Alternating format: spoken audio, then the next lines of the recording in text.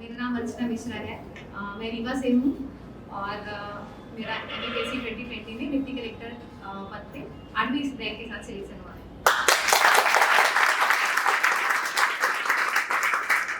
आप लोगों के साथ मैं कुछ बातें डिस्कस करना चाहती हूँ। वो विशेषकर मैं अपनी कमियों के बारे में डिस्कस करना चाहती हूँ, क्योंकि ये मेरा सेकेंड अटेम्प्ट था। 19 का मेंस मैंने अपनी इच्छा से छोड़ा था। तो मैं उन कमियों के बारे में बताना चाहती हूँ कि जिस वजह से मुझे 19 का मेंस छोड़ना पड़ा था, और आप वो कमियाँ नहीं करें, क्योंकि प्री निकलना अपने आप में एक बड़ी बात है। बहुत स्ट्रगल के बाद प्री ही निकलता है और उसके बाद में मेंस छोड़ना पड़ जाए तो बड़ा दुख होता है। तो सबसे पहले तो मैं बताना चाहूँगी अपनी स्टोरी जो है, और उसके पीछे जो कमियाँ रहीं और जो मेरी स्ट्रेटजी रही, जिसने मुझे लास्ट में सफलता दिलाई। तो मैंने 19 से ही प्रिपरेशन अपनी स्टार्ट की थी और मैंने सिर्फ प्री की पढ़ाई की। मुझे प्रॉपर गाइडेंस नहीं मिला। मैं रीवा में ही रह रही थी, मैंने वहीं से एक कोचिंग में एडमिशन लिया था और मैंने सिर्फ प्री की पढ़ाई की।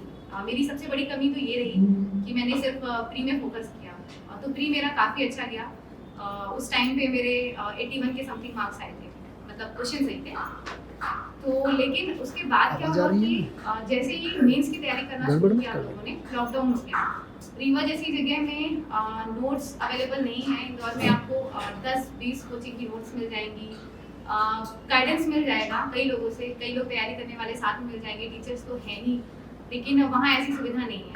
तो वहाँ हम लोगों को फिर मैंने छोड़ा उस चीज़ को, क्योंकि मुझे ऐसा लगा कि मैं बार बार कोशिश करने के बाद भी कुछ अच्छा नहीं कर पा रही हूँ। तो लॉकडाउन टाइम तो मैंने यूं ही बिताया, कुछ देखती रही, करंट वगैरह देखती रही, हिंदी वगैरह देखती रही।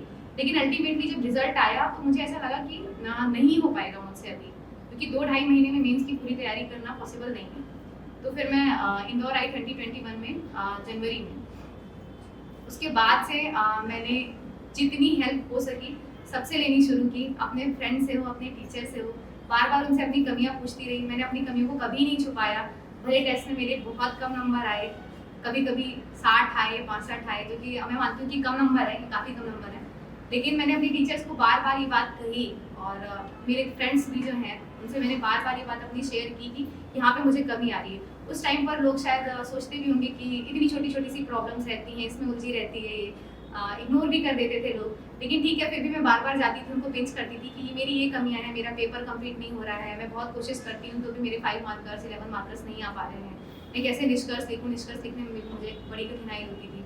तो मैंने बार बार उन बातों को पूछा, और जब मैं कई लोगों से अपनी कमियां डिस्कस करती थी तो कोई ना कोई बता ही देता था उस चीज़ को। कभी कभी वो खुद भी कंफ्यूज रहते थे कि कैसे बताएं, क्योंकि थोड़ी सी मेरी उलझन अजीब सी रहती थी, तो लोग कंफ्यूज रहते थे कि कैसे बताएं, लेकिन अल्टीमेटली लोग बता देते हैं। तो मैं यही कहना चाहूँगी कि अपनी कमियों को कभी नहीं छुपाएं, अपनी कमियों को सबके सामने लाएं, इसमें कोई शर्म नहीं है। अगर हम स्टूडेंट हैं तो हम सीख रहे हैं, हम बिल्कुल शर्माए नहीं अपनी कमियों को लेकर के।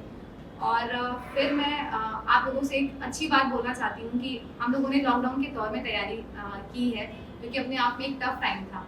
आप लोग बहुत फॉर्चुनेट हैं कि आपको सब कुछ सुलझा हुआ मिल रहा है, रेगुलर वैकेंसीज आएंगी, रेगुलर रिजल्ट आएंगे, नरेंद्र सर का गाइडेंस मिलेगा।